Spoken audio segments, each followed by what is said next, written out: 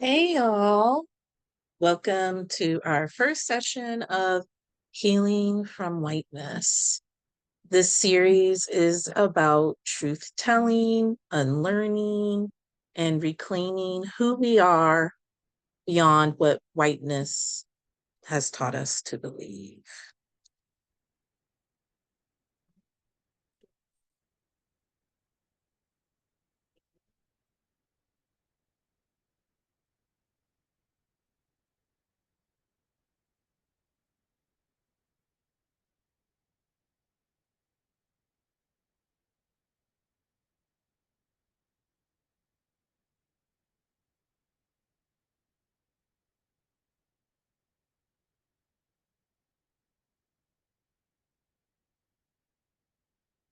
Okay, so let's begin by grounding ourselves.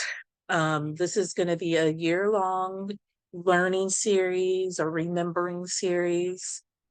And we want to start off by grounding ourselves and calling in the ancestors who carried us here. May they walk with us as we remember. May we become the ancestors future generations will need. So I appreciate you taking time out to join this space and to join me in remembering.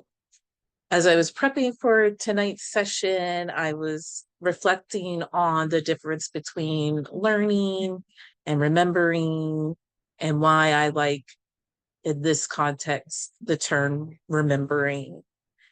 And that is because I believe that we inherit our ancestral wisdom through our DNA. And this is proven by science through the study of like epigenetics and inheriting, things from your ancestors, not just like physical traits, but sometimes behavioral traits and stuff. And so that's why I prefer the term remembering, because we have this knowledge in us and we just got to awaken it to remember it. Our ancestors left us breadcrumbs through their DNA that they've passed down through us. Um, Also, just a reminder that this session will be recorded for those who cannot join us live, or in case you guys want to watch it back. So the recording will be made available to anybody that registers and will only be shared in our socialite community and in our Black men's group as well. Tonight, you'll be hearing from a variety of people sharing their perspectives, their thoughts, their feelings, their opinions. Sometimes they may use language that may evoke a strong reaction out of us. And so I want to encourage everybody to be mindful of yourself, take care of yourself as needed.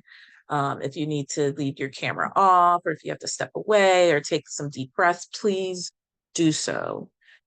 Healing can be uncomfortable, and it's important that we process that discomfort and we don't dissociate from it.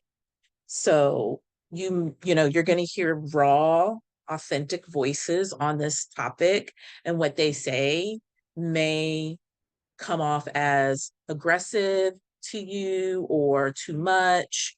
And all I ask is that you hold an open mind and reflect on why those types of feelings are coming out in you in response to hearing people, stand in their truth and speak about history.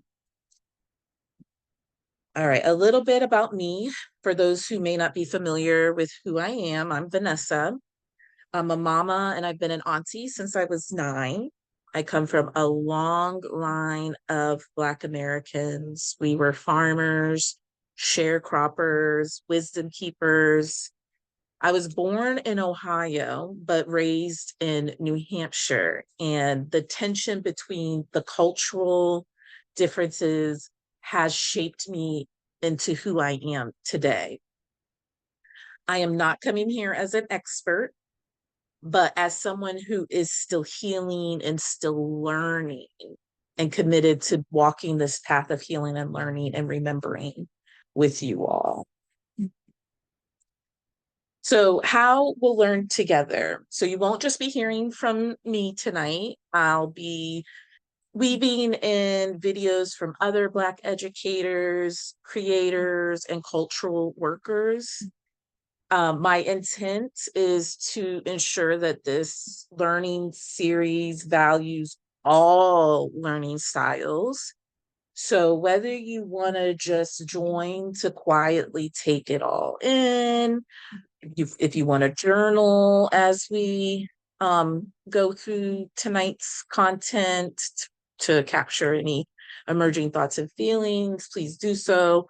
Or if you are somebody who likes to process through speaking, through contributing, whether that be you coming off mute to contribute or typing it in the chat, all ways of engagement and learning are valued here. So I will not be putting anybody on the spot or anything or calling anyone out.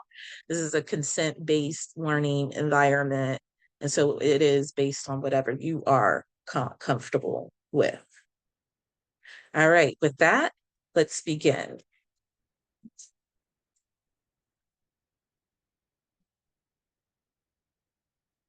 All right, so this is really all about us rewriting the narrative. Black history in the United States is often taught in a way where we think it starts with slavery. Uh, we're given messages, whether it be through school, work, the media, or even our own homes, that Africa was primitive, it was broken, and in need of saving prior to European colonization. But that can't be any more further from the truth. We were whole before they came. We built, created, led, and healed. And this series is about rewriting and remembering who we really are and exposing the false narratives that we have been told about where we come from and who we are. All right, so I'm gonna open it up by sharing a video that will set the tone for how deliberate the erasure of our past has been. So let's watch together. Think about the fact that, our past has been erased, and then the erasure has been forgotten. If you go back to the comments that were made by Henry Berry Esquire on the floor of the Virginia House of Delegates around 1834, this politician said to other white Virginia politicians who also happened to be enslavers, he said, "Sir, we have so far as possible closed every avenue through which light may enter the slave's mind. If we could extinguish their capacity to see the light, then they would be on the level of the beasts of the field. Our work would be complete and we would be safe." Now, what he was talking about is this intentional process of miseducation, erasing the historical and cultural memory of African people, and then seeing to it that that job was complete so that they would be safe. This was their life's work, to erase our memory, to erase our cultural hard drive, and then to tell us that we were nothing. To even convince some of us that the Lord and Savior of the world, Jesus Christ, condemned us to death because we didn't have a soul. So they could steal us, they could rape us, they could sell us, they could lynch us, and not violate any of the so-called 10 Commandments because we were not human. So I think that video does a really good job at capturing the confession of one of the architects of whiteness, right? And how they were going to disenfranchise and subjugate Black people. So I think a lot of times folks may think that these things happen just due to like circumstances and stuff, but no, this was well thought out, well planned, architected strategies to ensure that we were easy to subjugate and keep enslaved. And so that person that the one of the enslavers that was speaking obviously knew how important it was to us to have that living memory and heritage. So they knew that was cornerstone to our existence and our ability to be in community with each other. And therefore, that was one of the things that they attacked by intentionally not documenting our history or rewriting it altogether, omitting it. Um, that was all a tactic of whiteness to get us to break our spirit, to divide us, to separate us from our indigenous cultures and ways of being with each other. The next clip affirms just why it's important to learn the pre-colonial history of Africa and why that needs to be taught. If we don't teach it, they'll keep lying about it. So let's listen to the next educator talk about the importance of pre-colonial African history. All over the continent, there's a dearth of knowledge about pre-colonial Africa, and actually, sadly, also inside Africa itself, let alone outside of the continent. It seems to many people that Africa's history begins with the European presence. And of course, that's not the case at all. And in the 18 chapters in my book, it's only in chapter 14 that I begin with the transatlantic slave trade. And subsequently, those chapters do look at the presence of the Europeans and the detrimental impact of their activities on the continent. So I was very keen to ensure that people understood that Africa, which is after all where everybody came from, it's the oldest continent, or the oldest continent in terms of the human presence, actually has the longest history. And yet, ironically, it's the shortest in most people's minds. I think if you said to most people, name a couple of kings or queens of Africa, I should think most people would say Tutankhamun. They'd be hard-pressed to give him a date. And I'm not sure they'd come up with many more names. So it is that level of ignorance that I wanted to tackle in the book. But for me also, who is telling the story of Africa's history was just as important, which is why it's called an African history of Africa, because my sources are predominantly of African historians, archaeologists, anthropologists, and it seems to me that they have been denied their rightful place on the global intellectual stage.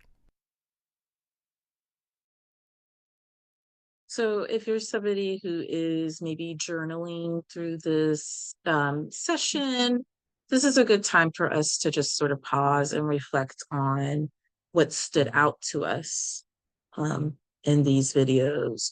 What feelings does this stir in you? What thoughts kind of, come to mind? Doing these check-ins with ourselves throughout this session will allow us to identify the points in which we may need more healing and more remembering around. But for me, I think what stood out in both of these videos is, the first one, like I said, is like it captures a confession from one of the architects and enforcers of whiteness or white supremacy, conveying that they knew how important our history and culture were to us. And in order to break us and break our spirit, that they would have to work hard to rewrite the narrative to disconnect us from that. And I think for the second video, it kind of brings up this whole concept of, it all it depends on who's telling the story, right?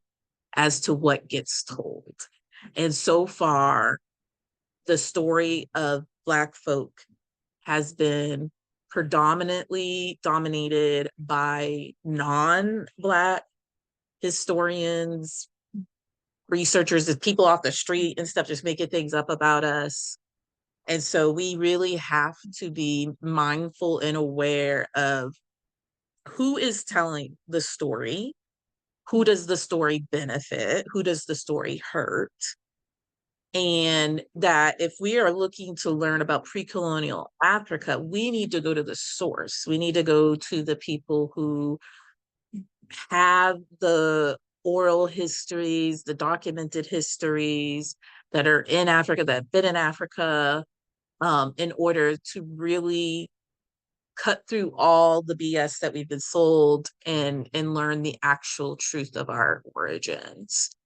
So those are two very important principles of I think this healing from whiteness that are important, is understanding and being mindful of who is telling the story.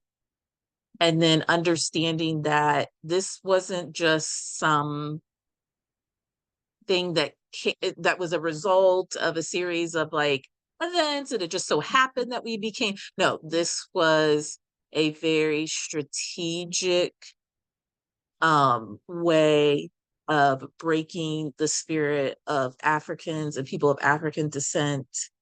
And it was very, very intentional. So hopefully this sets sort of the foundation and tone for why it's important that we look before the ships came, before slavery and colonization, so we can remember who we are and who we come from and where we come from. So another thing you may want to reflect on is if you've ever felt like something important about our history was missing or even intentionally hidden from you, especially while we were growing up. So if you were in like the school system, I'm sure we can all relate to having an experience at some point in primary school where we're learning about so-called Black history, and it's typically through the lens of slavery. And because, we're in a predominantly white area, chances are you're the only Black kid in that class, and everybody looking to you, right, for some reaction or like some secret insider knowledge about what is being discussed. And just, feeling that pressure. One, it's very traumatic to learn if you hadn't been exposed to these types of things, like, the history of slavery and what it was like and stuff.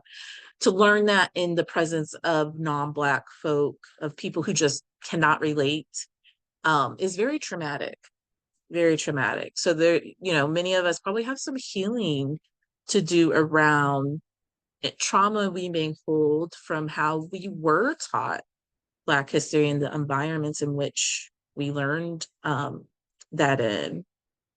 And then I also know, from speaking to other people in the community, that many of us also question, well, okay, well, what else besides slavery were, Black folk up to and stuff, and having that natural sort of curiosity to want to better understand who we come from, even if it's our more recent culture, like as Black Americans, we've been here now for hundreds of years, 400, 500 years, and we have created a new culture with based in the cultures we came from Africa, and then other cultures we got exposed to here in the United States. We've created a new culture that has been in place now for hundreds of years. And so even just learning about that more recent history is important in order to ground, ourselves in too. So, I think taking the time to explore any of those experiences that you had growing up where you were traumatized or made to be uncomfortable by the way our history is handled, take some time to dig into that stuff. You'd be surprised what we carry that our brains aren't consciously aware, but our body remembers. And So we need to be, show ourselves some care and hold ourselves softly as we think back on these things, but then also telling yourself that, now you do have a choice, you do have control over how you'll learn this history and in what environments. Whereas when you were younger, you didn't. And so, sometimes having these conversations with ourselves or talking maybe to our younger self or whatnot is very healing for us. It kind of like gives us permission to heal and acknowledges the situations that we were in and how little control, if any, we had, and that it's, at the end of the day, it's not our fault what we do or don't know about Black history from growing up, but now we as adults do have choice. We can exert our free will and go out and access this information. And then, the last question that I'll ask folks to reflect on is how has that Black history that you got exposed to growing up, how has that shaped how you see yourself and our people? And as you're thinking about that, I'll share a little bit of how, for me, that personally, shaped who I am. I think, like many probably Black Americans who went through the public school system, again, we were pretty much taught Black history through the lens of slavery. And so that really kind of dominated my understanding of our presence in the world, right? I had very little understanding of like Africa, whether it be like during modern times or historical times. Um, and so I always viewed like the ancestors through that lens, and it wasn't a negative lens. It was like, oh, we're hardworking people. I come from like fighters and, strong, resilient, hardworking people who built this country. Um, so even though I didn't get the history that, our history deserves, or I didn't get the learning that our history deserves, I still had held my ancestors in high regard.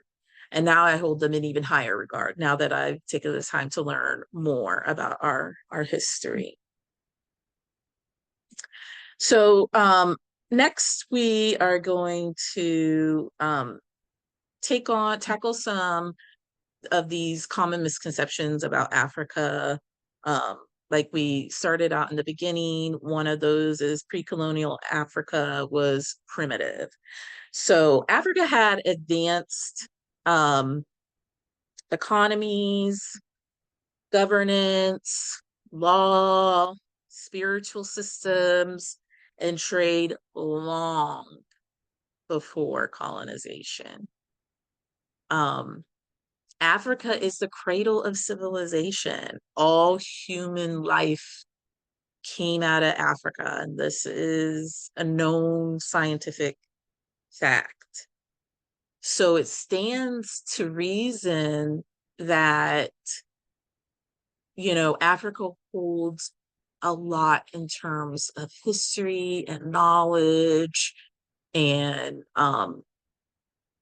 just the influence that it's had on the global stage. So we have to be wary of letting like the whitewashed education that many of us got fool us into thinking that our brilliance began in chains.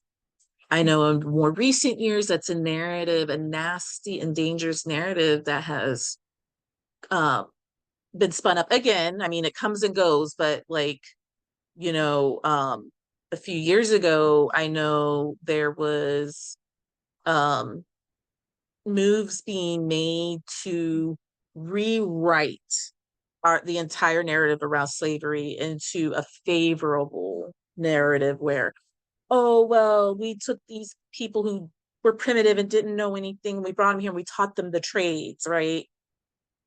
And that just makes my blood boil so much, because the ego that has to come with it, the audacity, the narcissism that has to come with thinking that you taught this ancient continent of gave birth to human civilization, anything is laughable, honestly. But a lot of folks have fallen for that and thinking that, you know, when the European colonizers arrived to Africa, I don't know what they think we were just sitting around staring at each other, like doing nothing, but they've never taken the time to actually look into what life was like in Africa prior to European colonization.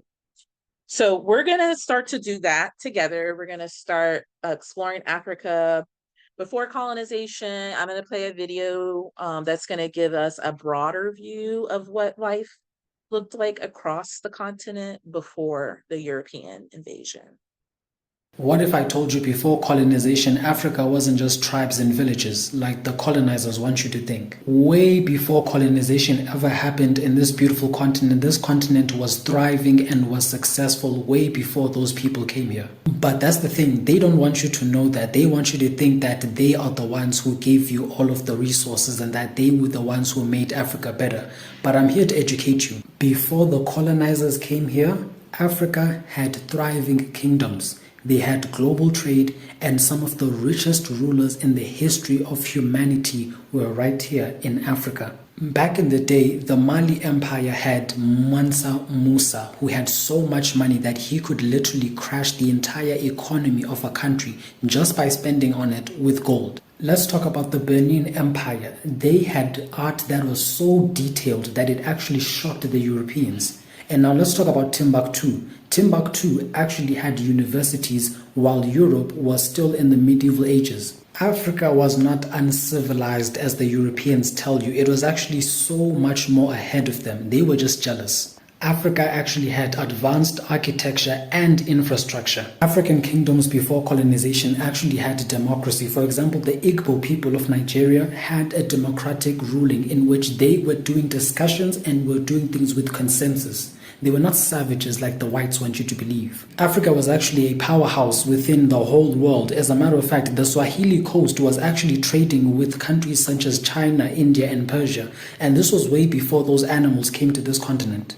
In fact, Africa had its own writing systems that were in place before colonizers came here. The Nigerians, for example, before 500, let's say 500 AD, had their own writing systems. The Tifanagh people of North Africa had their own writing systems, and this was well before they were shoving down whatever nonsense they shoved down our throats. As a matter of fact, Africans had advanced medicine before colonization. The Ashanti Empire in Ghana had herbalists who could actually treat smallpox and malaria. There's so many more things that were going on in Africa before colonization that prove that Africa was more than just tribes and villages like those idiot colonizers want you to think. But then you might be asking yourself, why is it that none of these things are being taught to us? It's because history was rewritten by a jealous group of people who thought that we were ahead of them, and so they tried to make sure that we were regressing so that they could look like they were the advanced ones, when in reality, we were always doing okay without them, and we would have progressed without them. You should be proud to be African because there's so much to be proud of. You should not let colonizers dictate what your history is. Educate yourself and learn more about your people. Learn more about your continent. Learn more about what this continent was before colonization. Some Europeans want us to believe that colonization was doing us Africans a favor, when in reality Africa was thriving way before colonization. It's just that they were jealous of who we were, what we had, and so they stripped us of it, and then they perpetuated the idea that they were superior, when in reality all they were was ruthless savages. Show a little love for that. You can tell that this is a topic that this person is emotionally invested in and passionate about, and has done, a lot of learning into the reality. And this is where the term woke comes from. It's about waking up from the slumber that we've been put into by whiteness and white supremacy, and how it has disconnected us from our history and our culture. So I appreciate especially people from the continent who take the time to share this knowledge with us.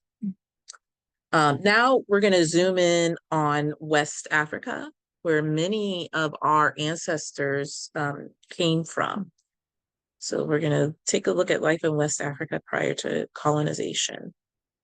From the medieval ages, West Africa was home to a range of powerful kingdoms and empires with their own diverse cultures, identities, and people.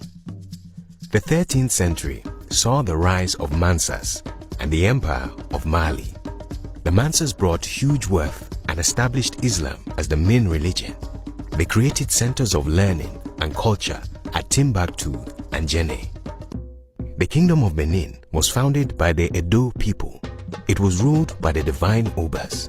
In 1440, Oba Awere turned Benin City into a flourishing city-state and used his military to expand the kingdom. The Obas dominated trade along the coast and ruled over tribes in the east and west of the region, and the kingdom was renowned for its artworks made of bronze, iron, and ivory, which often depicted the Obas and Iobas. The 15th century also saw the rise of the Songhai Empire and their warrior king Soni Ali, descended from the fishing tribes of the Niger River. He captured Timbuktu and the other cities along the Niger River with his army of cavalry and canoes. The empire used the river to spread wealth and learning across the region. The early 18th century saw the rise of the Asante Empire, who established a new societal structure made up of leaders from the tribal regions. Women were of high status and had a very important role to play in society as well. Although the king, the Asantehene, was the leader, the queen of the Asante was critical in choosing regional leaders and involved in all decisions of the empire. The Asante people are still an important part of Ghana today. But this is just a small part of a much larger story of Africa. So we just watched two videos showing a much different picture of Africa than what most of us were taught. What challenged or shifted your understanding of Africa after seeing these clips, or maybe what validated your understanding of Africa? Did anything surprise you or make you feel something, maybe a sense of pride or even grief or curiosity? Hopefully, at least you are feeling a little bit more curious, right? Because this is just the tip of the iceberg that we're touching on tonight. We could spend a whole year just talking about before the ships came. So hopefully this is a good like teaser or taster for you to want to do more, look into this pre-colonial history of Africa even more. But we're gonna spend the next few slides spotlighting some of the empires and kingdoms that shaped Africa's legacy. So we're going to talk about Timbuktu, the Ashanti, the Garamintes, Congo, Luba, Nok, Maravi, and Songhai. So we're just going to watch those clips back to back. And then we'll pause for some reflection. So these videos will give you a glimpse into various civilizations and how they lived, ruled, and thrived. Just 6 miles north of the Niger River in Mali, Timbuktu has been a hub of commerce, religion, and culture for centuries, attracting scholars, traders, merchants from far and wide. In the 14th century, the city of Timbuktu rose to prominence as a hub of power for the Mali and Songhai empires. The city was renowned throughout Western Africa, Europe, and Asia for its richness, culture, and knowledge. The city's scholars and merchants played a crucial role in spreading groundbreaking ideas and advancements in the Islamic Golden Age, leading to a surge of progress in science, mathematics, and philosophy across Africa. The Ashanti Empire was a pre-colonial kingdom that was based in modern-day Ghana. The Ashanti Empire thrived in trade with other African states thanks to the abundance of gold in its territory. Osei Tutu, the king of the empire, declared the gold mines of the kingdom as royal assets. Gold dust was the currency of the empire. The Ashanti Empire engaged in numerous battles, most notably the Anglo-Ashanti Wars. The empire defeated the British in the first two battles, slaying their general, Sir Charles McCarthy, in 1824. By 1901, the Ashanti Empire was annexed by the British. The leaders of the Ashanti was banished to the Seychelles. During the mid-2nd century in the Fezzan region of southern Libya, the Garamantes rose to dominance. Their success wasn't built on power and conquest, it was built on their ingenious irrigation system. They made use of fossil water which was buried underground. This enabled them to grow crops despite being in the desert.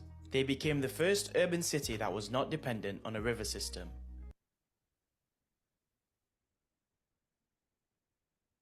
The Kingdom of Congo was one of the largest African kingdoms. It occupied the Republic of Congo, the west of the Democratic Republic of Congo, and northern Angola. At its peak, the kingdom spanned to the Atlantic Ocean, stretching to the Congo River, the Kwango River, and the Kwanza River. The kingdom expanded because surrounding kingdoms were free to choose to become part of the kingdom and become provinces as long as they agreed, committed, respected, and followed the established laws. The provinces also had the choice to leave the kingdom without any resistance or retaliation from the central government. The kingdom did not have an organized army. There were royal guards who were strong men who were chosen to protect the elderly, children, and women and watch over the kingdom's borders. They also protected the royal court and executed the king's orders. The kingdom prospered because it had a large commercial network and became the center of trade routes for pottery, ivory, copper, and raffia fabrics, which the kingdom produced thanks to its weavers.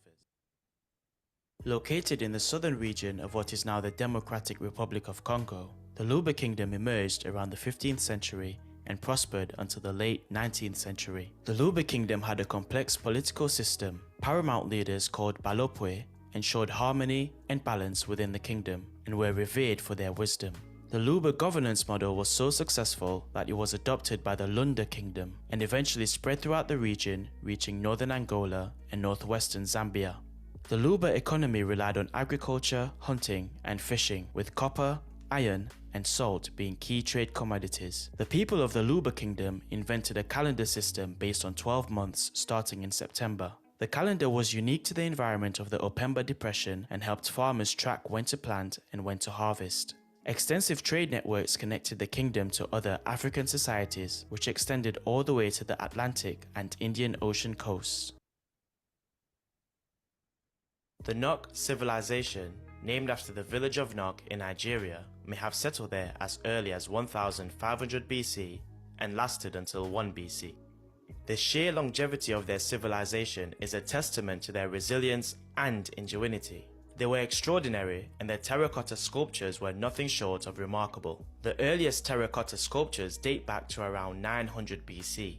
They also built dugout canoes to transport goods along the Niger River, expanding their trade routes to the Atlantic coast. Evidence for this can be seen through their terracotta sculpture of two people paddling a dugout canoe. Established in 1480, the Moravi Kingdom covered Malawi, Mozambique, and Zambia. After contacts with Portuguese traders, the kingdom saw a surge in trade, bringing exotic items such as kami beads and Chinese porcelain.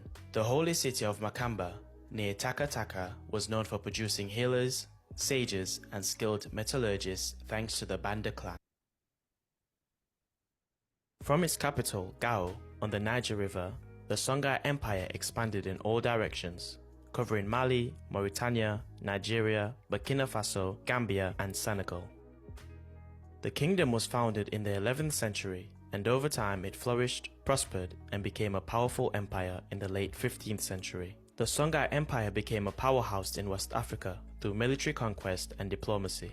The empire had a monopoly on the trade of high-value commodities such as gold and salt, causing explosive growth in the empire's wealth.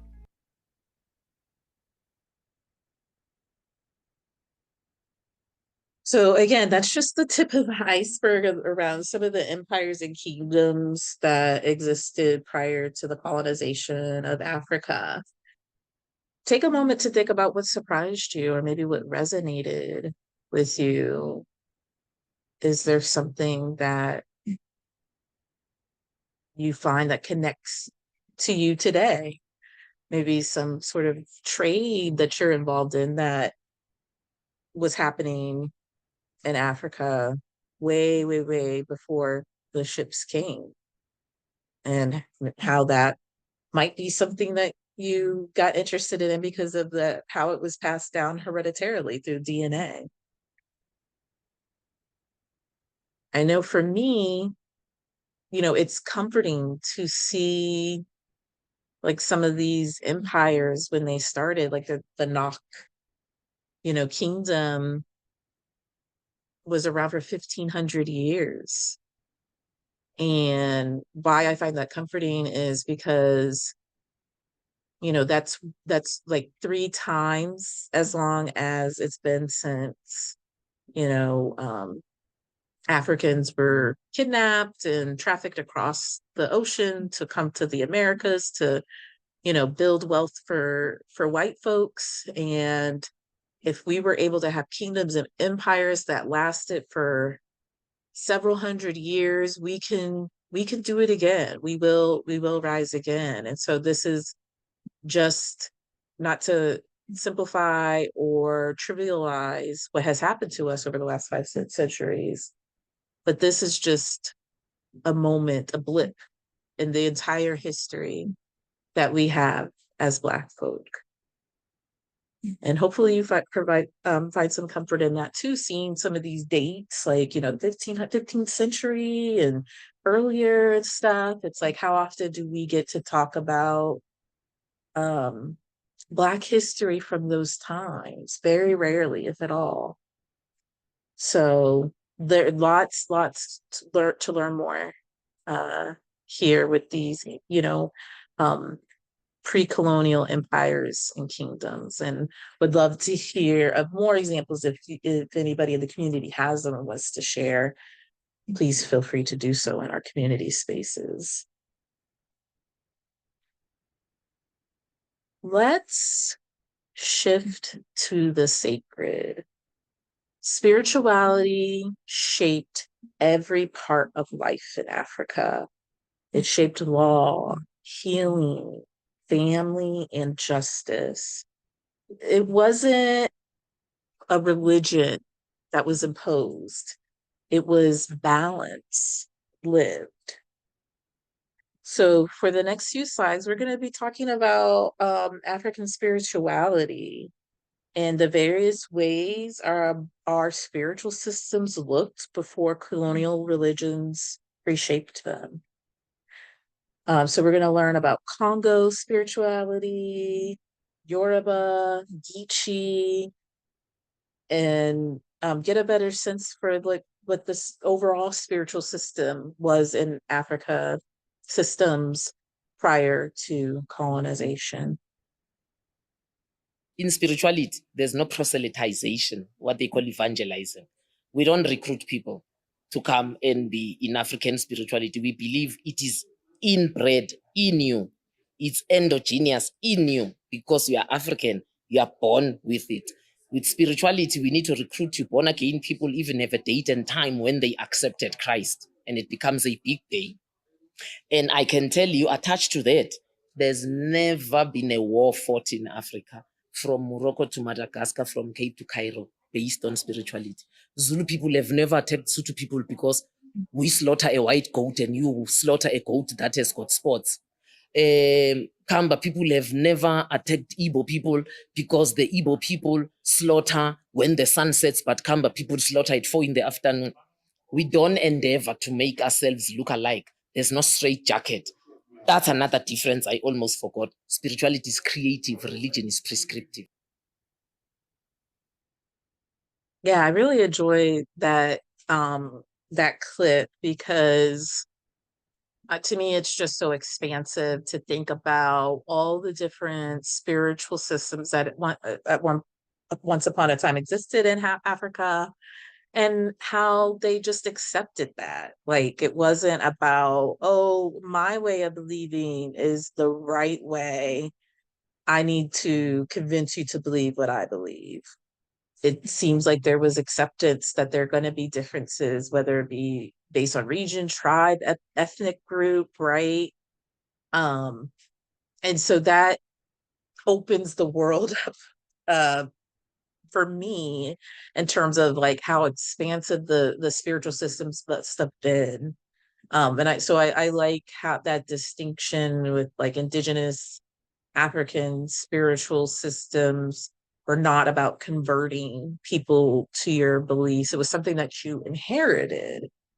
And so that's just so different than what how spiritual or religion is treated these days. It's really taught in a way like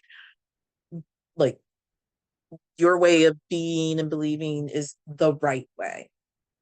And that really pressures folks to have to convert non-believers, and then that makes you accountable for like their eternal living, whether they go to heaven or hell or whatever it is that you believe in. So that's something that stood out to me.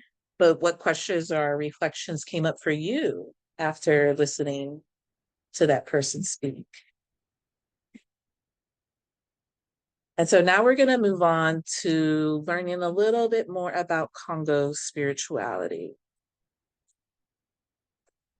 There's a symbol that tells the story of life, death, and everything in between. One the Bakongo have carried for centuries. For the Bakongo, life isn't a straight path, it's a circle, a continuous journey of living, dying, and returning. More than 10 million people belong to this powerful ethnic group, living along the coast of the Congo, Democratic Republic of Congo, and Angola. Since the 13th century, they built an advanced kingdom and became one of the first African groups to encounter the Portuguese in the 15th century. That encounter changed everything.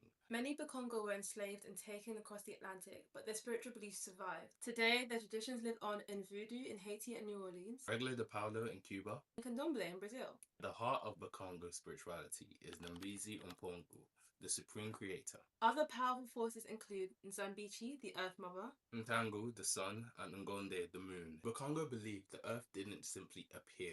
It formed through fire and time, passing through 4 stages. Red, the Earth was still burning. Grey, cooling began. Life had not yet formed. Naked, the Earth was dry and covered in dust. Green, the world matured, able to sustain life. Just as the Earth evolved, so does the human soul. The movement of the sun mirrors the stages of existence. Musoni, conception, the beginning of all things. Hala, birth, the rising sun, the start of physical life. Tukula, maturity and mastery, the peak of creativity and wisdom. Luvemba, death, but not an end, just another transition. And here's where it gets deeper. Death isn't final. The soul continues its journey, preparing for a new cycle. This idea is represented in the cosmogram, Dikenga, a cross inside a circle showing the endless movement between life, death, and rebirth. Being human is about energy, consciousness, and connection. They describe life as Kala Zimkala, living, dying, and living again. Life, Death, and rebirth are not separate. they are one. Yeah, so what questions or reflections came up for you after watching that? Did anything resonate, hit close to home? I know, like for me, that really encapsulates what my belief system is today. That's not the belief system I was raised in. I was raised as a Christian, but as I became an adult, I started to just kind of ask myself what felt right and true. And again, not without me doing any research on Congo spirituality or anything, I just kind of came up with that answer in my mind. And it wasn't until much later that I learned that there's an ancient African spiritual practice that encompasses the whole like reincarnation, right? And how life is cyclical and how we are connected to everything. And so the next clip that I'm going to play is just a small little clip from a movie called Daughters of the Dust. If you haven't seen it, highly recommend it. It's about the Geechee people here in the States who they say most likely come from where modern day Angola is. It's kind of where The name Gullah, they think, comes from Angola. But this just shows the connection between pre-colonial spiritual systems and how some of them survived the transatlantic slave trade and became part of Black American spiritual systems. We peasant, we come from a long, long line of creation and hope, begun by those first captured Africans. And Nana, she carried them with her, 4 generations of peasant. And we must carry them with us wherever we go.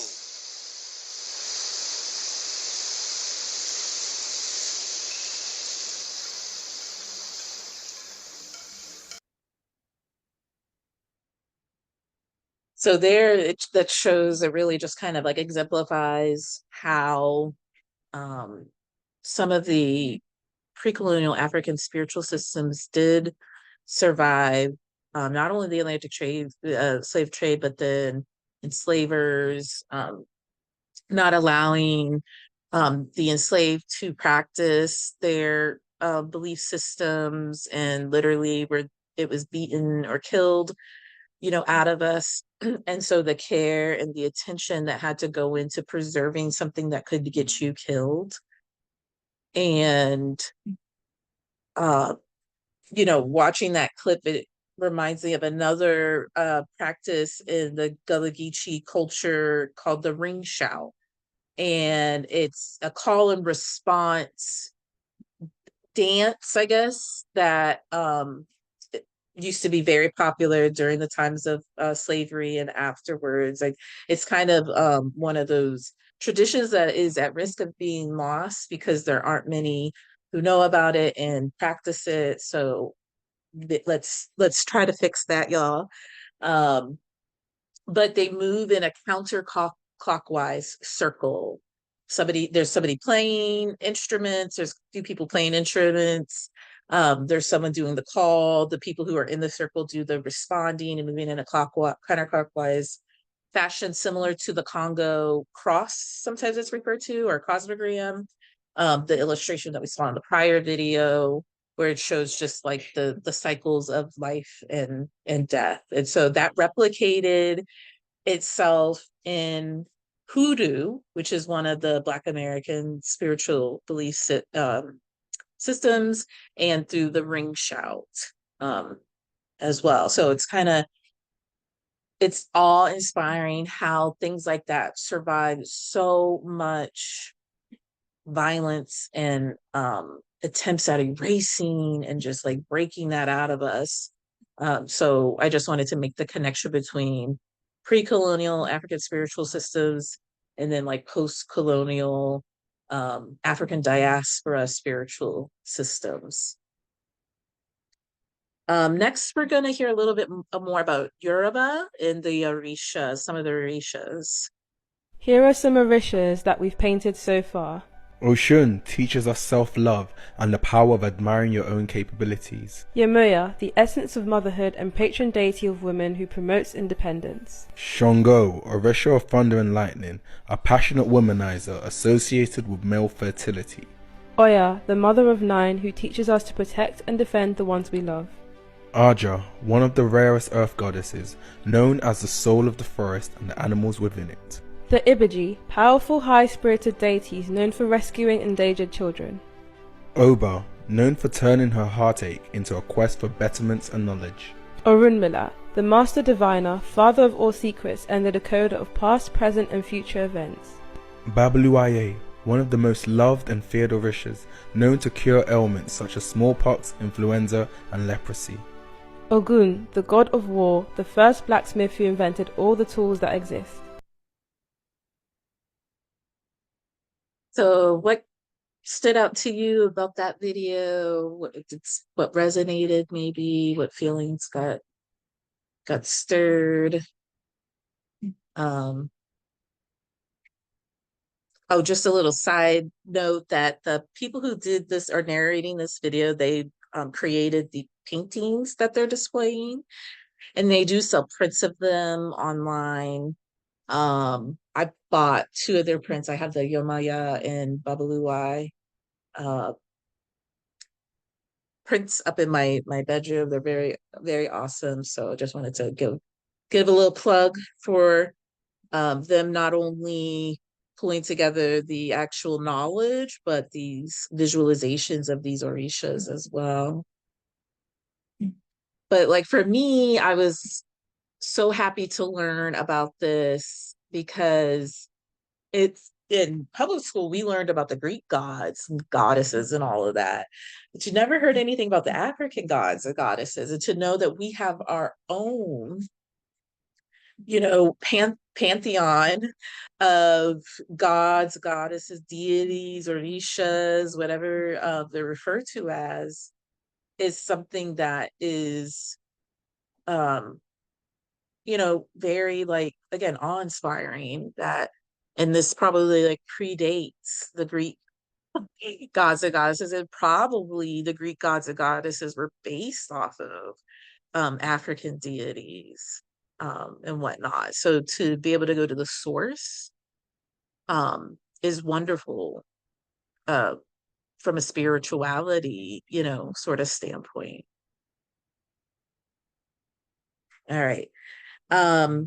This next video is going to cover why Adam and Eve, the story of Adam and Eve, why it doesn't exist within indigenous African spirituality. Well, bless your family. Listen, the story of Adam and Eve, the story of a man in a garden and a woman in a garden, and the woman being enticed or seduced or deceived by a serpent to eat a particular fruit. It could be an apple or whichever fruit it was. That story does not exist within African spirituality. It does not exist within indigenous African spirituality. It doesn't exist in the ancient spirituality and cosmology of Kemet, misnomer Egypt. It doesn't exist in their spirituality and cosmology. It does not exist within Ifa. It does not exist within Odonani. It does not exist nowhere within Black, West, and Central, even Southern African spirituality and cosmology. That story is not there, okay? And this is one of the reasons why, as it relates to African spirituality, you have goddesses, and you have Alusi, and you have Orisha that are female and that are just as equal as male, as the male energy. And so, yes, that story exists within the Abrahamic religions, and this is why they're able to make women inferior, right? This is why they're able to marry multiple women, and the women couldn't marry multiple men. This is why they're able to make women second class within their societies, ancient societies, and some even modern, because when you view woman and when you view the world as everything is bad in the world, we're in a sinful situation, we're in a disease situation, we're in a bad situation because woman bit from some forbidden fruit. When you view the world through that lens, then you automatically make it okay to, in my mind, disrespect women, overlook women, misuse women, right? Abuse women, take advantage of women. Why? Because in the back of your mind and your conscience, you're told it's because of you the fall of humanity happened, because you were so weak, you believed some serpent, you bit of this fruit, and you caused humanity to fall. You see, that's what that doctrine, that type of spirituality and cosmology does, is that it makes you hate women, in a sense. It makes you view women as inferior. It makes you take advantage of women. And this is why that spirituality, that type of doctrine, that type of knowledge is not found nowhere in indigenous African spirituality and cosmology. It's just not found. In fact, in our Igbo spirituality and cosmology, and I say our Igbo because many of us, most of us African Americans, we're a mixture of West and Central Africa, so we're Igbo and Yoruba. Yoruba is actually it's not the indigenous term of those people, but it's a fairly new term. But just for lack of conversation, Yoruba, we're mixed with Yoruba, Igbo, Congo, Bantu, we're mixed with that Western Central, the kingdom of Matamba and Dongo, which is now Angola. We're mixed with all of that, right? And so within that, within those ancient practices of the names that I just mentioned, okay, nowhere are they told or taught that there was a man and a woman and the serpent seduced the woman to eat this fruit, and the cause of humanity is because of a woman. They're not taught that, okay? Within our indigenous Igbo spirituality and cosmology, the indigenous Igbo spirituality and cosmology, the god Chukwu, the great god Chukwu, where the chi comes from, the energy source, Chukwu, is genderless in the spirit realm. But if you had to explain Chukwu in the physical realm, Chukwu is a woman. Chukwu is a woman. The god Chukwu is a woman if we had to explain Chukwu in the physical realm. Okay, but of course, spiritually, Chukwu is genderless. The point being is that when you learn African spirituality, I want you to learn all of it. I want you to learn the African spirituality of the Congo, of the Yoruba people, of the Igbo people, okay, of the Bantu people, of the people of Angola, which those people were Kingdom of Matamba, Kingdom of Andango. Learn African spirituality, all of it. Just learn all of it. West, Central, South, Southern, Ancient Kemet, misnomer Egypt. Learn all of it. Then you'll view women differently. You'll start viewing them as the folks that made humanity fall and put us in this sinful state, and now we're born in sin, and you gotta hate your flesh and hate the way you feel, all that nonsense. Understand true indigenous African spirituality and cosmology, and you'll gain a greater respect for women. Ise, Ashe, Ayibobo, amen. Keep the faith. Peace.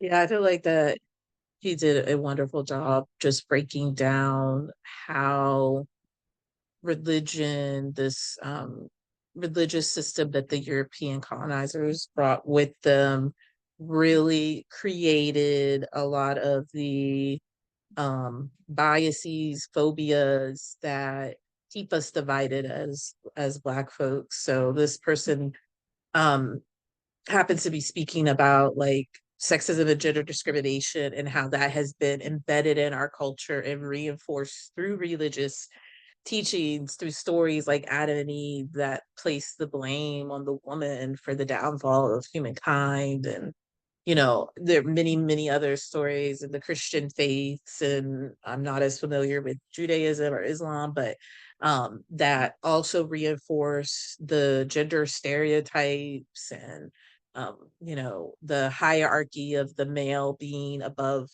the woman, and how that has led to where we are today as a community, where we fight each other across the genders and stuff, and we want to impose gender norms on each other. And so part of our healing is to accept the fact that those beliefs were not present in our spiritual systems prior to European colonization.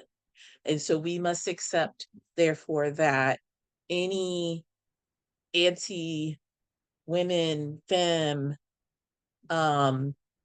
anti-queerness is a white supremacist construct. And so I know that might be a challenge to your belief system. And I'm asking that you sit with that and reflect on it, because this is not some made up story. This is actually proven through historical documentation and, oral history and stuff that, we had very, very different beliefs before the European colonizers came. And if we think about what was said in the very first video we watched from that enslaver who was like confessing to like basically social engineering, you know, they knew that in order for us to be subjugated, they had to attack our spirituality, our history, and our culture. They had to separate us from those things in order for these nasty beliefs to take root in our culture and for us to perpetuate harm against each other based on um, those things.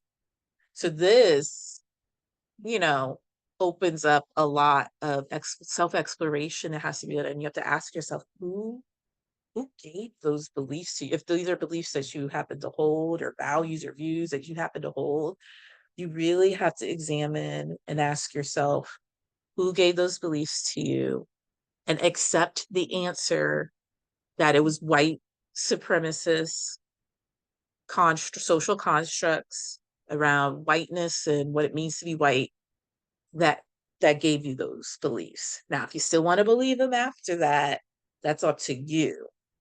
But if you are on a path of healing from whiteness, you have to be on a path of letting go of those beliefs, challenging them, and understanding like what you're upholding by having those beliefs. All right, we're going to watch one last video as part of our spiritual systems and worlds view section. This talks about why, kind of asks the question, why is African spirituality feared? What exactly is so scary about African spirituality and mythology? One of the biggest arguments we hear is African spirituality is too real, too dangerous to even speak about. This raises a bigger question. Why do people fear our own myths and deities while engaging freely with others? Grab a drink and let's talk about the F word. Fear. Many cultures and spiritual systems, deities and spirits hold power, and power can be intimidating. The ancient Greeks feared Zeus's wrath. Norse mythology speaks of Ragnarok, the end of days, where gods themselves fall in battle. The Bible contains stories of divine punishment and sacrifice, from the Great Flood wiping out humanity to the 10 plagues. Do these stories have elements that can enact fear? Yes. Do people stop learning about them or engaging in TV shows, movies, and books inspired by them because of it? No. So why does African spirituality get singled out as uniquely terrifying? A lot of it comes down to colonial narratives. You see, for centuries, missionaries and colonial rulers intentionally demonized African spiritual traditions. From laws that banned indigenous practices to schools replacing indigenous knowledge with European religious teachings. Media reinforced this fear. Think about how voodoo is often associated with evil rather than a legitimate spiritual tradition that inspired the revolution against Haiti's French colonizers more than 200 years ago, which established Haiti as the second independent nation in the Americas and the first to abolish slavery. And some people say it's safer to read about Greek gods or North myths because they aren't real to us. But isn't that just another colonial mindset? African spirituality feels more real because it's still actively practiced. It was never fully erased despite attempts to wipe it out, and that makes some people uncomfortable. But learning about something doesn't mean you have to believe in it. We grew up learning about world religions in school, from Christianity and Islam to Sikhism and Judaism. So why is it different when it comes to African spirituality? As H.P. Lovecraft said, the oldest and strongest emotion of mankind is fear, and the oldest and strongest kind of fear is fear of the unknown. We fear what we do not know. This fear didn't come from nowhere, it was taught. So ask yourself, where did that fear come from and who benefits from it? We break all of this down in our latest YouTube video, so check it out.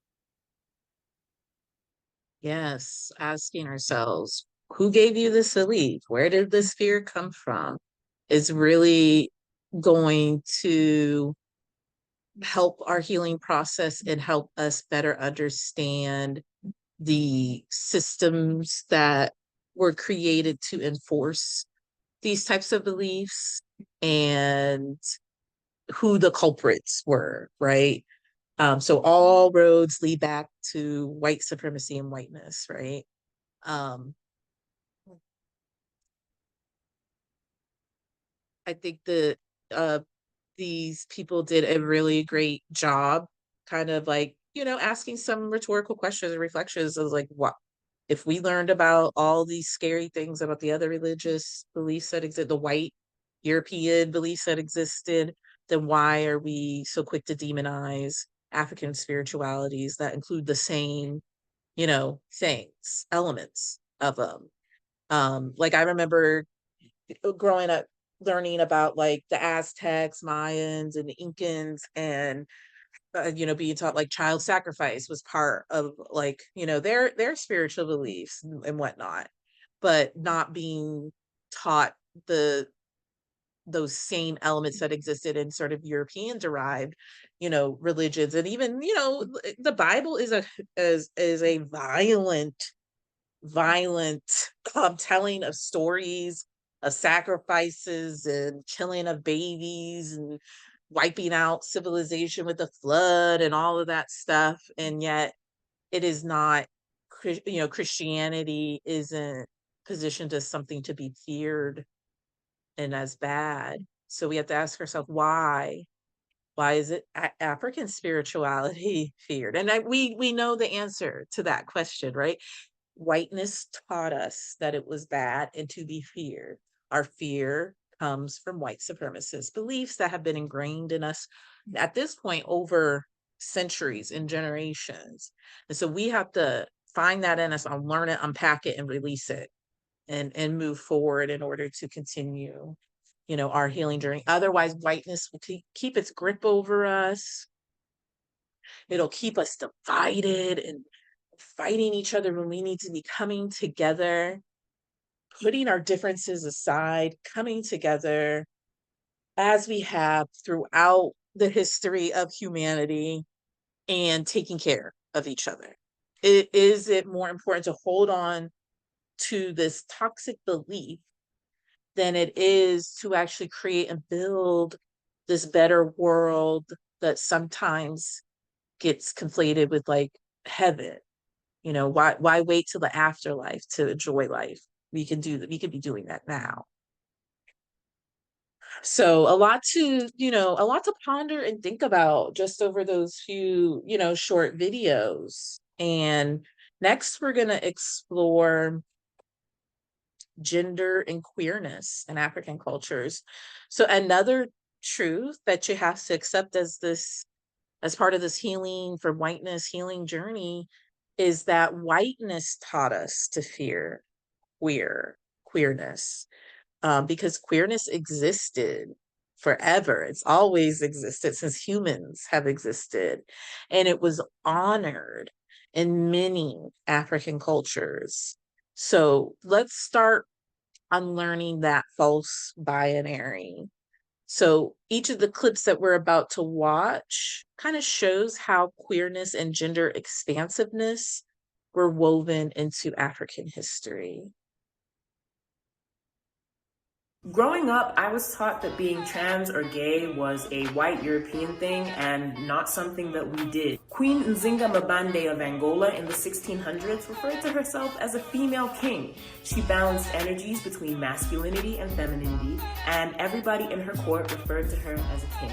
She had trans and queer people in her court, and it was normal. The list goes on and on. There's so many accounts of trans and queer identity in our history. So the next time someone tries to tell you that you're not African enough or you're not really African if you're queer, give them a little history lesson.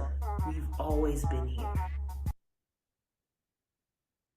Right, exactly. So just with that one example, it shows just how widely accepted it was at the time to not follow these really arbitrary gender norms that have been thrusted onto us. And we're going to talk about more about that in a future session, just like gender norms and how those came to be and stuff. So, clearly if this ruler was able to hold a title that didn't necessarily align to their gender identity, and that they had other people in their court that also didn't maybe align to the assigned gender at birth or whatever.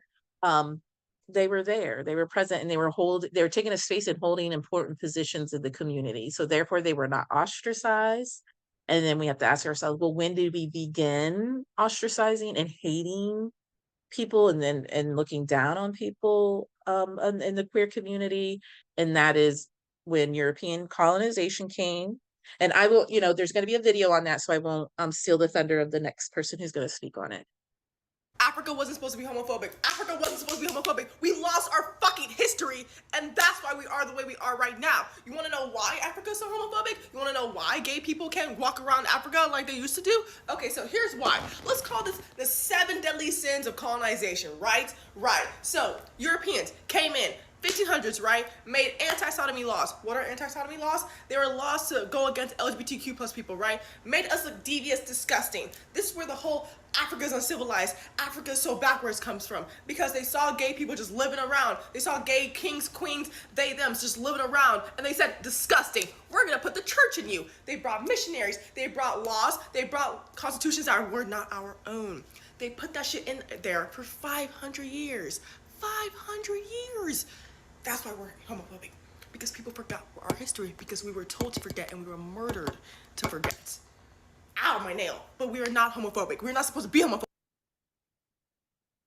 Yeah, again, I understand this person's passion behind what they're saying, because it is rather frustrating that we have been duped, we have been misled to think that queer people are a defect and something new, and you didn't see all this queerness before, when that's not the truth. Again, queer people have existed since humans have existed, and they were widely accepted in different African cultures until the Europeans came, imposed their religion and spiritual beliefs upon us, and cut us off from our culture and our spirituality and our communities. And, probably in 1 to 2 generations, we're able to take that belief was able to take foothold and has been in different cultures ever since, unfortunately. Um, so yeah, again, another important step to heal from whiteness is to accept the reality that queerness is natural. Queer people are like us. They deserve to exist and live their life how they want. And that to believe different is to believe in the construct that white is supreme. So, hopefully this is helping y'all to make connections between these modern day bigot bigot bigoted beliefs and where they came from and how they came to be, because that was not the case in Africa prior to colonization. Let's talk about queer and African spirituality and the special place that queer people hold in Dagara spirituality specifically. The Dagara people are a community in Burkina Faso, West Africa, and they do not assign gender based on anatomy but based on energy. The Dagara believe that there are specific gateways on the earth that allow access between the physical and the metaphysical realm, and that maintenance of these gates is essential to balance on the earth. The people responsible for maintaining these gates are known as gatekeepers, which is the Dagara term for queer people.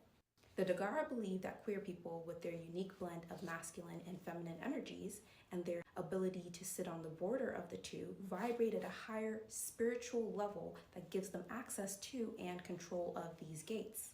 The Dagara not only believe that queer people's maintenance of these gates keep the world in order, but they also believe that the targeting of queer people in recent times will lead to inevitable ecological disaster. Yeah, so that's just, again, an example of a belief system that's still around that recognize the diversity of gender expression, and how that connected back to spirituality and the different energies. I know that there are many more than just this one. So again, that is, information is out there about these different, cultures, empire kingdoms that readily accepted what we call today queer people, even giving them positions of power because of the belief of that their ability to sit in the middle of the different the masculine and feminine energy. And so, I know that there's several books out there about it, just a lot of information out there if you're wanting to explore this more deeply and just understand. in order to help you kind of like accept this information, I definitely encourage you to go out there and look for different resources on this and different examples of how queer people were accepted and valued and uplifted in various African cultures. So for our last section, we're going to be focusing on debunking the lies. So we're often hit with misinformation that is meant to shame us or erase our resistance. So let's name those lies and dismantle them. First lie we're going to debunk is the Africans started the slave trade. Did Africans start the slave trade in America? Western Africa already had its own system of slave ownership when Europeans started to purchase slaves there in the 15th century. But the Atlantic slave trade from Africa to the Americas was different from any other type of slavery that had existed before it. A person being labeled as a slave because of the color of their skin was a lifetime sentence. Slavery in most other cultures around the world could be based on a lot of things. Criminals were often enslaved, people who owed debts were enslaved until they could work off those debts, and some slaves were prisoners of war. The Europeans that colonized the Americas were already enslaving the natives that lived here. The African kings and merchants that sold their slaves to the Americas for weapons and other goods had no way of knowing the brutality that the Europeans were capable of, or that their fellow Africans would essentially be used to breed a new slave race in the Americas. Europeans acted of their own accord when bringing African slaves to the Americas. The African warlords they bribed cannot be absolved of responsibility, but the creation of a system of generational slavery that justified the ownership of another human being based solely on the color of their skin, that's a uniquely European invention. Yeah, this is a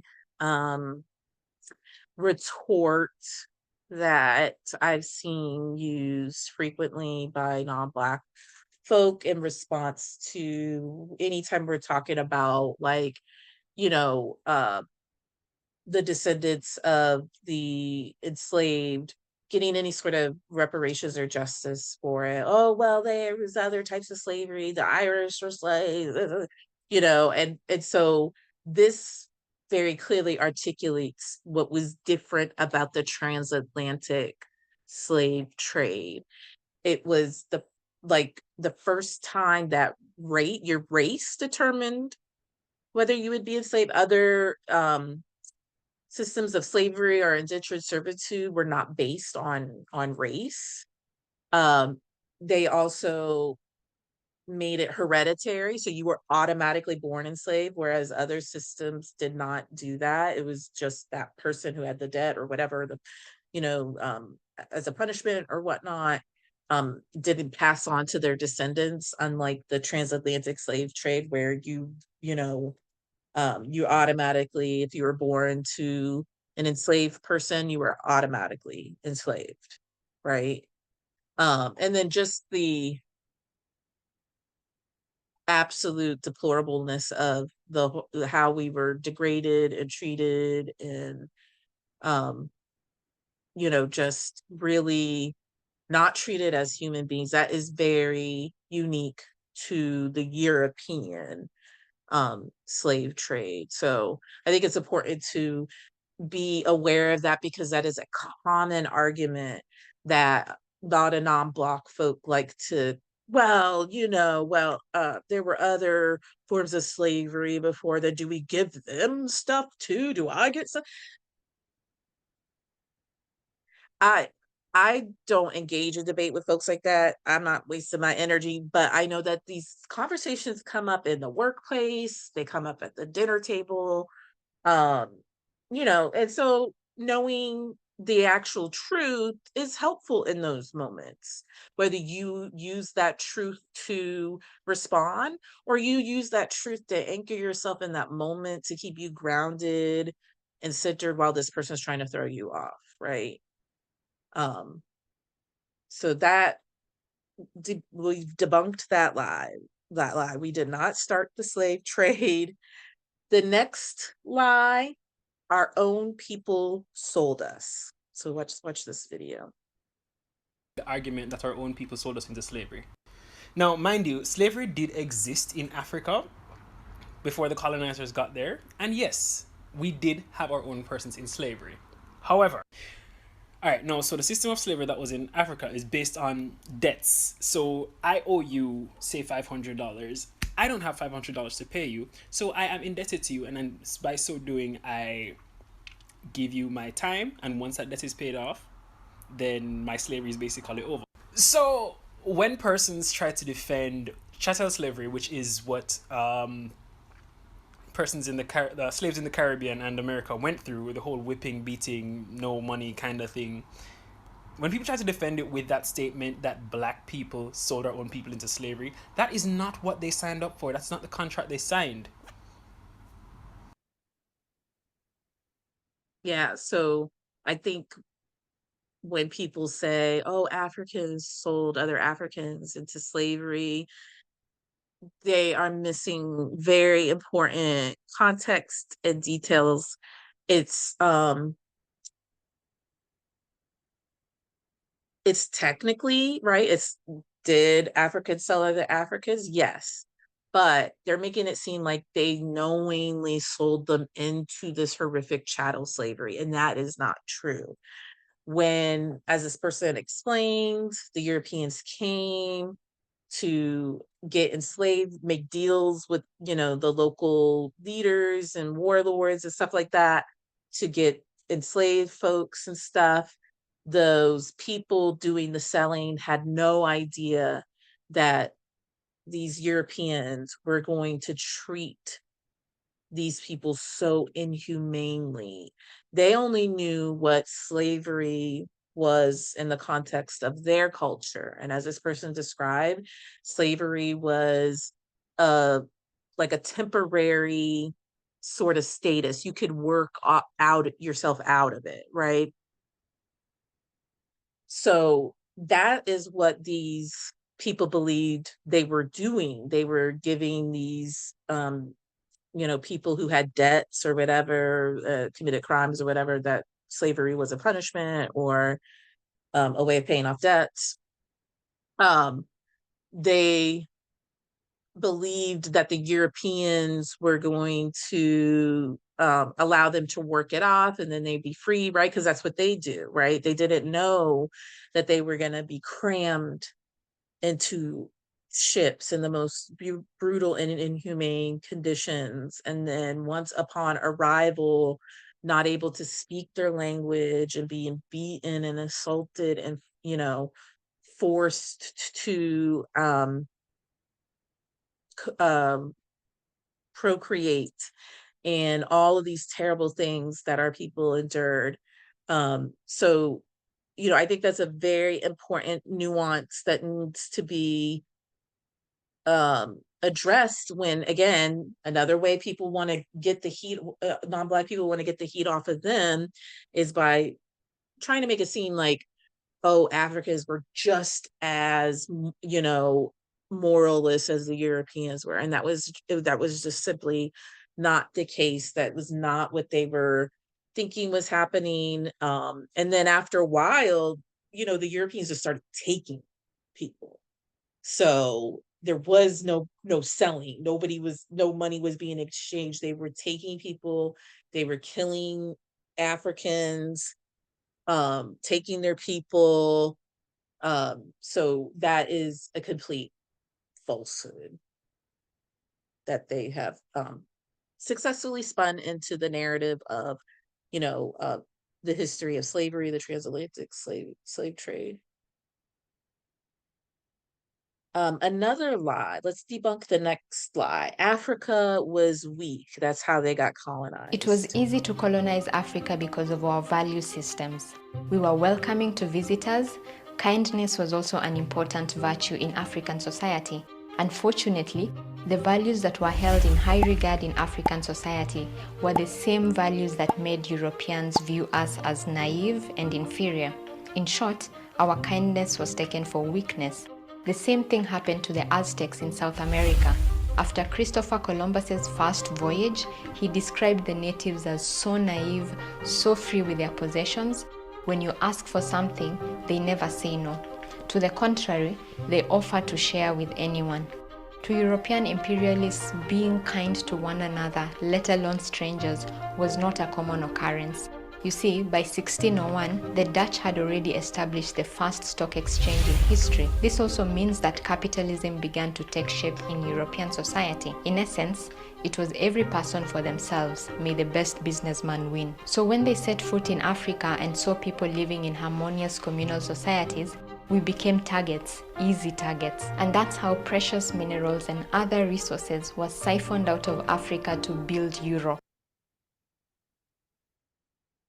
Yeah, so it, it wasn't a matter of weakness. It was a matter of exploitation. They exploited our own culture against us. And, um, you can't really blame the Africans at that time because that was, they were just adhering to their culture.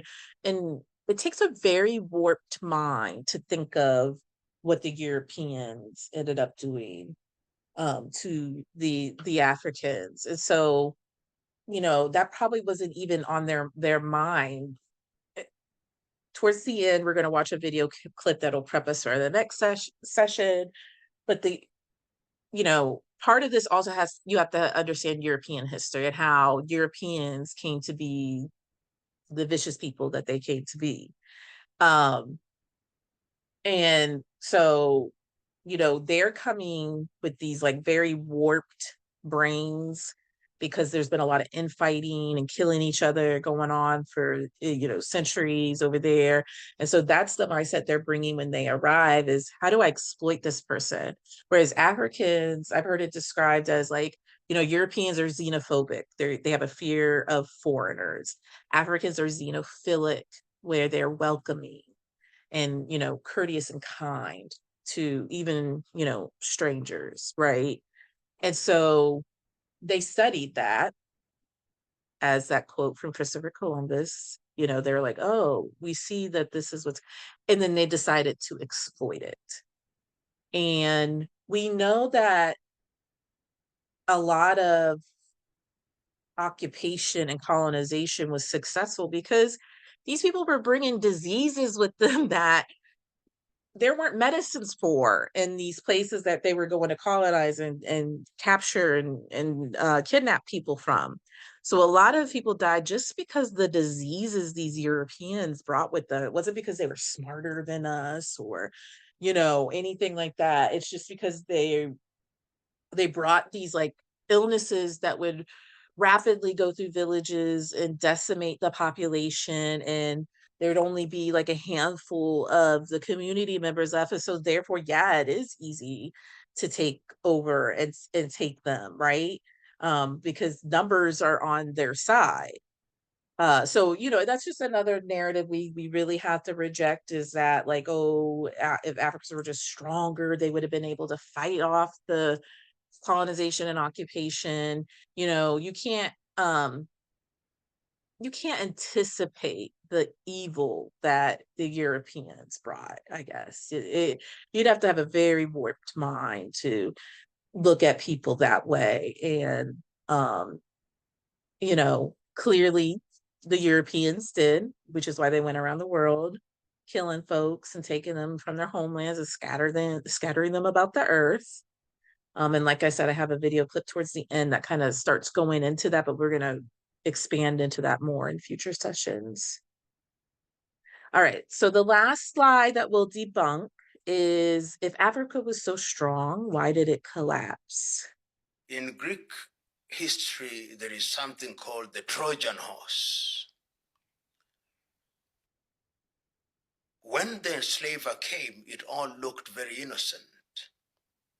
And one of the things that you see across Africa, which is a good attribute, but which is part of the African weakness, we welcome everybody. We believe that everybody has good intentions. And because of that inclination of the African to welcome everybody and anybody without questioning, we have paid dearly for it. So,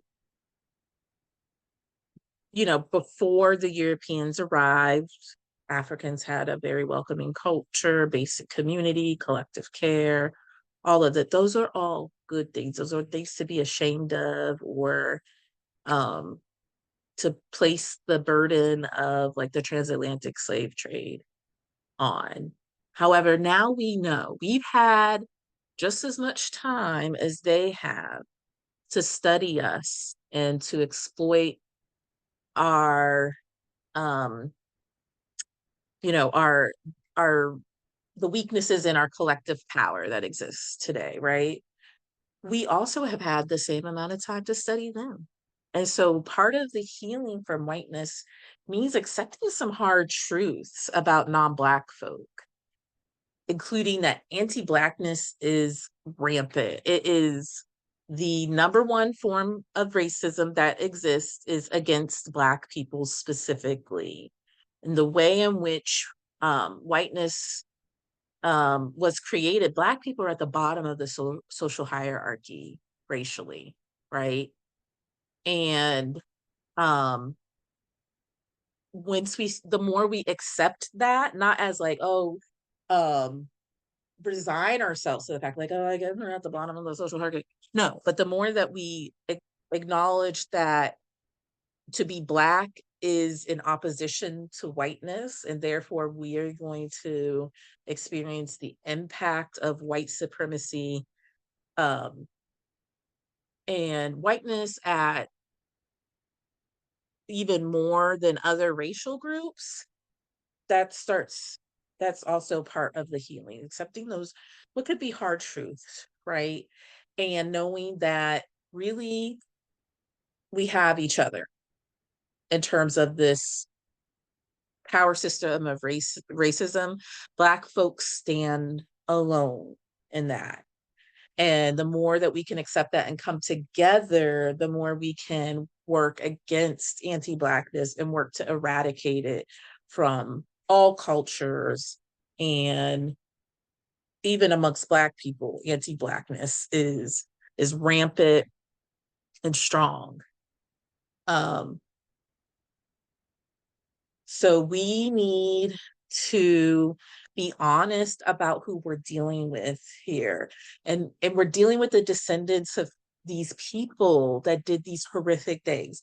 And if trauma can be passed on through DNA over generations, so can't other things. And so maybe just because like the white people that exist today weren't directly involved in the transatlantic slave trade, doesn't mean that they aren't impacted and influenced by what their ancestors did, by what their cultures did to Black people. It's so a part of their culture now. And it's so insidious and sneaky that sometimes they're not even aware that they're being anti-Black, but sometimes they are, and they still engage in that behavior. But we as Black folk really need to accept, that reality, that, anti-Blackness is the biggest form of racism that exists globally. And the only way that we are going to combat it is by coming together as Black people. All right, let's move into some reflection questions as we start to wind down our session tonight. So, we've heard again from a variety of voices. I've shared my thoughts.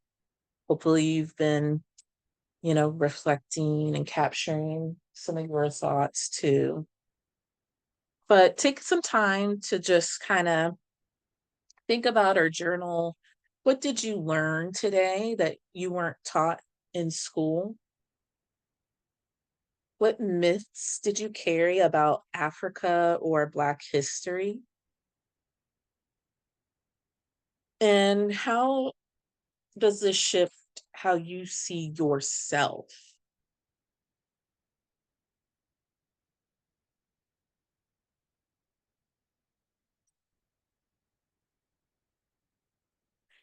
So, closing out this module, just want to leave us with some closing words.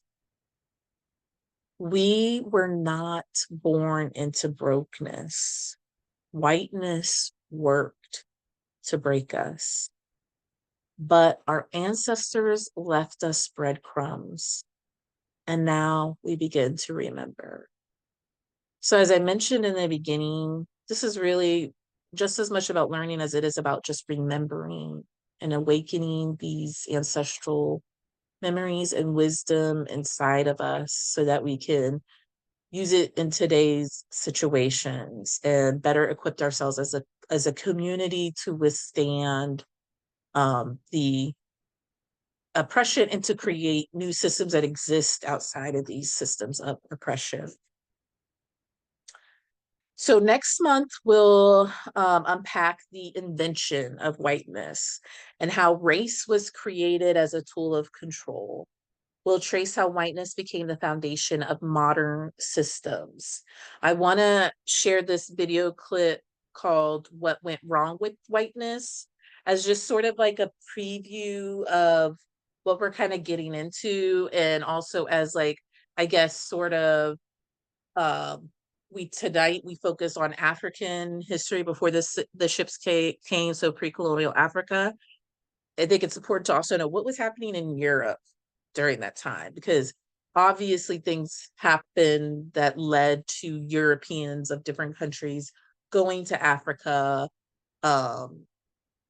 occupying lands, taking over resources, stealing people, killing people, right? You know, you got the Dutch, the Belgium, horrific histories in Africa. So we this kind of video at a very high level starts to kind of answer some of those questions, like how did they come to be? What went wrong for them as to how they got to that place, and then where they continue to be today. We're going to talk about whiteness in a way that I haven't heard it in a lot of other places, but this is what went wrong. Like, if you ever wanted to know what went wrong, like, this is what went wrong. Like, what? Like, you ever looked at them and, you know, wondered how they all made these crazy decisions? This is how it happened. Okay? Like, the betrayal was against memory itself. So it didn't start with slavery or colonization. Those were actually symptoms of a greater issue. It began when white identity was constructed by erasing rootedness. European tribes like the Irish, the Scots, the Germans, the Norse, they did have indigenous ways of living, right? Of being. Seasonal living, oral storytelling, grief rituals, communal economies. When empire logic, Rome, Catholic Church, feudalism, consolidated power in Europe, it forced those people to forget their rootedness and to replace memory with domination. The root was severed, survival through control. They didn't metabolize anything, not connection, right? Just control again. This was the first recursion. This is when they turned in on themselves, right? The first rise of this unprocessed entropy inside whiteness. It's rootless survival. It's identity by domination. It's memory replaced by mythic supremacy. And then that's how you end up with expansion without metabolization. So when Europeans came to the New World, they didn't arrive whole, right? They arrived already severed, already looping. They didn't integrate the grief of losing old Europe. They exported it. They didn't mourn their exile from memory. They externalized it on the people they colonized. Conquest wasn't just greed, it was spiritual panic. Because if you're not rooted in memory, you only feel alive by expanding your domination, by making more land, more wealth, more slaves, more laws, more mirrors, and thus their entropy, their unprocessed experiences exploded. But it was coded as civilization. So when American identity was built, it wasn't metabolized selfhood. It was built on dumping these unprocessed experiences, these entropy onto others. So indigenous people got labeled uncivilized to offload their own severed ancestral memory, right? Black people were property to offload their terror of being spiritually homeless because they felt spiritually homeless. Immigrants were treated like threats to offload their fear of being spiritually replaceable. Projection became policy. Projection became culture. Projection became destiny. America never healed from Europe. It just renamed its wounds. So every genocide, right? Every stolen plantation, every gentrified city, every new suburb, every Wall Street boom, every school built on erasure, every church built without confession is material success reinforced. It is material success reinforced spiritual entropy. It is material success reinforcing, right, spiritual unprocessed experiences for them. So the more whiteness succeeded externally, the more it hollowed out internally. So their collective brokenness rose because every reward for survival was tied to a denial of memory, right? The maw grew, the silence deepened, the performance sharpened. So here's just the facts, right? It was really a bit of a 4-stage process. severance from ancestral rootedness, loss of metabolized memory, survival through domination, entropy weaponizes progress, projection on others, externalization of internal panic, and reinforcement through wealth. So that it looped, got hardened in the culture. So white America's original sin is not slavery. It's the refusal to mourn the first loss of rootedness. So this is all just a disgusting projection. It's really this humiliating. Like I want people to sit with that. Like, we're watching them grieve in public. All of this is grief. All of it. Rape, slavery, genocide, imperialism. Those were the fevered dreams of a people trying not to remember what it felt like to be abandoned by their own history. So every time memory tried to return, they doubled the performance instead of softening. This is why black people look so nasty to them. Because if we can build a culture, even in the midst of that, of exile, it makes all of this grief look meaningless. It has to be destroyed in that way, right? So they have no home. You ask a black person where it all starts from. You might say you might get answers like slavery in Africa. You ask a white person, you'll hear Europe. Okay, but you hear exactly the same. Africa, Europe, they're as disconnected, if not worse, and they've been materially rewarded for it through this reinforcement. So this was a crazy deep take, but this is exactly what's going on, for sure.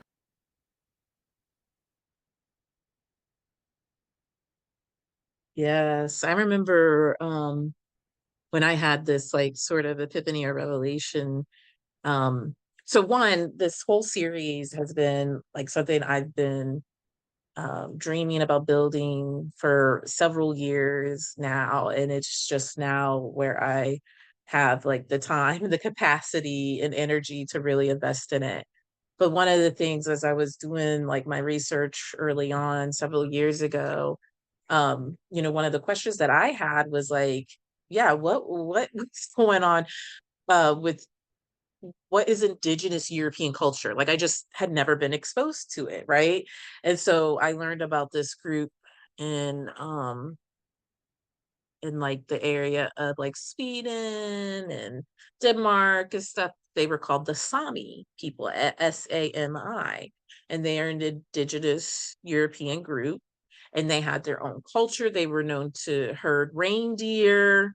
They had their own like culture, they had their own gods and everything, but they were pretty much erased and forced to assimilate into white culture. So that's the cost of assimilation into white culture. There's a cost. You have to give up your own culture. The whole goal of whiteness is assimilation, sameness, right? And so that's what this creator here, this educator here is talking about, is that, at one point they were disconnected from their indigenous way of living, their spirituality, their culture, their history, and it was then replaced with something else, something violent, something dominant. And they were, instead of dealing with that amongst each other, they were like, let's take this show on the road. Let's take this on the worldwide stage and bring, like he said, this grief, this um disconnection, and project that onto other people, and try to dominate them in order to have some semblance of control. I remember thinking like the American Revolution, it was just like a war between siblings, because you had these people, the British people, who come to the States, and then next thing you know, they want to be like, oh no, we don't like England. And so they had this like infighting that killed indigenous people on a land that didn't even belong to them. And I'm like, this was basically a family fight that we were all subject to. They didn't want to be paying the taxes to Daddy King. And so therefore they're like, we're going to start this war, right? And thinking like how I wish they had just kept it to themselves, that they went back to England, fought that war, kept it to themselves. But no, instead of dealing with their own problems in Europe, in England, wherever they're from, they ran from their problems. And then they took that culture that had been forced down their throat, and then they enacted it on the indigenous people of the Americas, of Africa, and everywhere. And that's really what led us here today. So white people have an insane amount of healing that they need to do. But because they have been the center of everything, it's a lot harder for them to confront these truths because it is such a shock to their system that they literally have an adverse reaction to it and reject anything that doesn't fit what they have been conditioned to believe through their lineage as well. So racism is a white issue that they should be dealing with. They need to explore and do that all their own. The rest of us are just bystanders that are being victimized and oppressed as they continue to avoid their issues and avoid working through their problems. So again, this is for us as Black folk, what we take from this is there is no amount of educating, influencing, convincing that we can do to eradicate racism. That has to be a choice made by white folk, and it has to be a majority of white folk doing it in order for that to take place. What we can focus on is what we participate in. We can divest from these systems that were created and intended to keep Black people at the bottom of the social hierarchy and create our own systems of cooperation together as a way of resisting and saying, no, no more. We are not playing by these games anymore. These extractive systems that just chew us up and spit us out and, keep us in hustle mode all the time. There is a better way of living. There is a way of living that our ancestors have done throughout time that has been really successful, and that is, focusing on collective care and cooperation. So this is a release to you from any sort of accountability you may feel around convincing white folk to treat Black folk kindly. Again, I'm not going to tell you what to do what you want, but time has shown us, we know, like I said, we've also been studying them this whole time. History has shown that there is no amount of words that Black folk can say. We can go on and, like, I guess Toni Morrison said, the biggest function of racism is distraction, because, they'll say something bad about us and then we'll, pull out the history books and say, no, look, see, we're actually human and stuff. And that's the whole point. We get caught up in, like, trying to convince white people of our value and of our right to exist and to treat us nicely, that we neglect building in our own community. And so this is the release to all of us that it's not on us to fix racism. It actually, we can't do it. It has to be the non-Black people, right? Because, like, Black is at the bottom. So everybody above us, they have to get on board with it themselves, and they have to be accountable to their own communities for eradicating anti-Blackness and racism.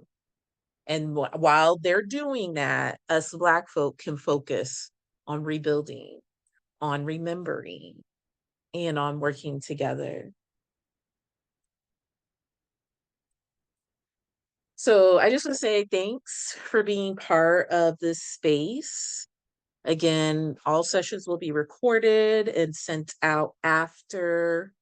If you have accessibility needs, questions, or if you'd like to co-facilitate a session, if you notice, like, one of the session themes is something that you like to talk about, you have information to share with the community, please reach out.